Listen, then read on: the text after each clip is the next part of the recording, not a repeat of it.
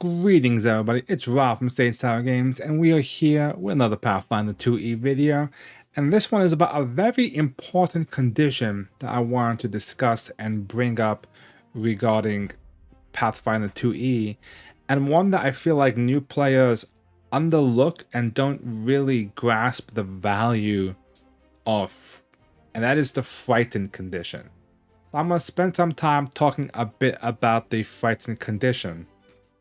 Now, what makes this condition unique is the fact that the way it works is you get a penalty equal to all checks and DC. So it's a -1 to essentially everything. Now, keep in mind, your AC is technically a DC to hit.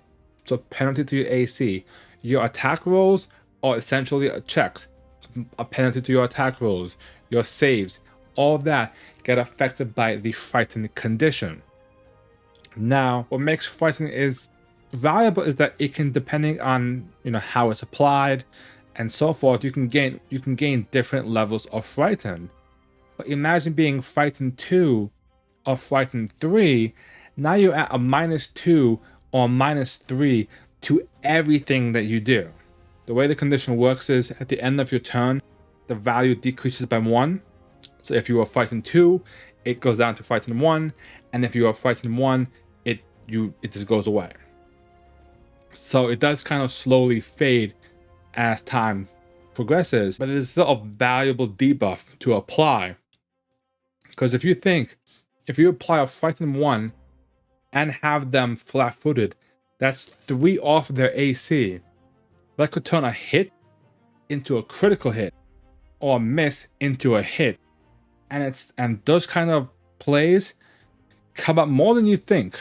That -1, that -2 definitely plays a much bigger part than you would think when you're rolling those dice. Now, what's the easiest way to get frightened onto somebody?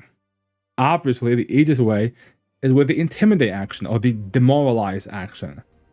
You can also, if you have a fighter, they have many different ways to intimidate. Intimidating strike, intimidating prowess to kind of give you benefit, intimidating glare. There's all different benefits to bonuses to their intimidate, where you essentially demoralize somebody to give them a frightened condition, which can affect that. There are spells as well that can do it, the fear spell and so forth. So there are definitely spells that can do it. But it's sometimes a thing that you don't have to be super trained in intimidate to do it. I've had games where the bard has intimidated somebody and he wasn't really that intimidating, just had a high charisma modifier and kind of stuff like that. So like the fact that you have these, any class can technically demoralize, makes it so anybody could, by roll the dice, you may get lucky and scare the enemy off. Now do keep in mind, demoralize is a mental action. So if it is mindless, you cannot demoralize it. That's one thing to keep in mind regarding the condition. The other part about the condition to keep in mind is the fact that, as I said, it goes off depending on the turn. So you may want to look at the initiative order, because a lot of times what can happen is you may have yourself, the enemy you wish to target is right after you. So what happens is if you frighten this enemy, he gets his -1 on his turn. That happens right after yours. He takes his turn, it's gone. And you may go, okay, but why is that a bad thing? Well, here's why it's a bad thing. Let's flip it. Let's say you're here, and then let's say the enemy goes first. So the enemy does their thing. On your turn, you intimidate the enemy, giving him a frightened condition. Now he has a -1 to his AC. Maybe you try to attack with your next action, or so forth. After your turn ends, the rest of your party can still go, and he still has that -1 condition. It only goes off at the end of his turn. So that -1 can help the rest of your party in defeating this enemy. Again, sometimes initiative kind of makes it weird where you can't do that, but other times it's definitely a much useful thing to time that initiative, even if you have to delay and be like, you know what?